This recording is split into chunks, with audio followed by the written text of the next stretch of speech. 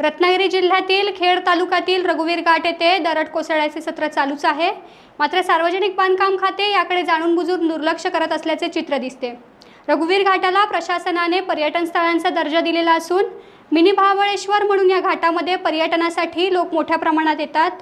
सातारा खोऱ्यातील 44 गावं या घाटामुळे रत्नागिरी जिल्ह्याला जोडली गेली आहेत, परंतु पावसामुळे वारंवार दरड कोसळून या गावाचा संपर्क तुटत आहे।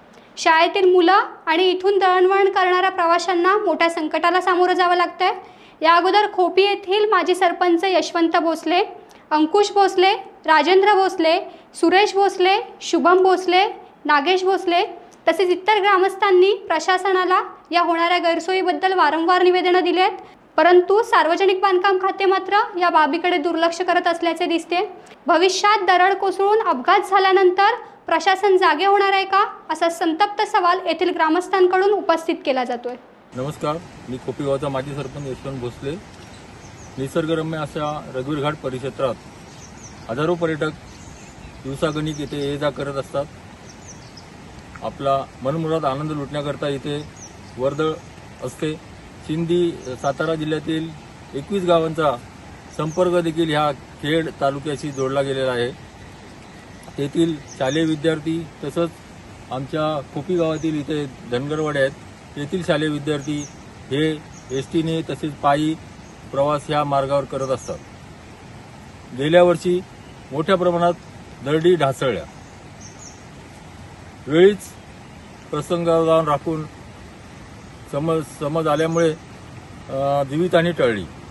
यावर्षी देखील 3 ते 4 ठिकाणी मोठ्या प्रमाणात दरडी कोसळलेल्या आहेत। दरडी कोसळून एसटीचा मार्ग देखील बंद झाला होता। एसटीमध्ये शालेय विद्यार्थी तसे प्रवासी अडकून राहिले होते।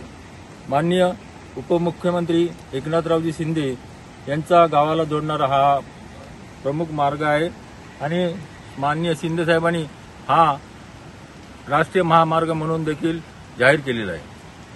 आमची प्रशासनाला तसेच माननीय मुख्यमंत्री फडणवीस साहेबांना नम्रतेची विनंती आहे, कृपया लवकरात लवकर या घाटाकरता निधी उपलब्ध करून ठिकठिकाणी संरक्षण भिंत तसेच डागडुजी करण्याकरता निधी उपलब्ध करून द्यावा।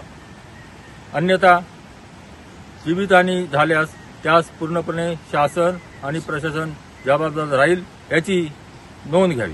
टाइम्स डिजिटलला लाईक करा, शेअर करा, सबस्क्राइब करा आणि बेल आयकॉन दाबायला विसरू नका। Times digital.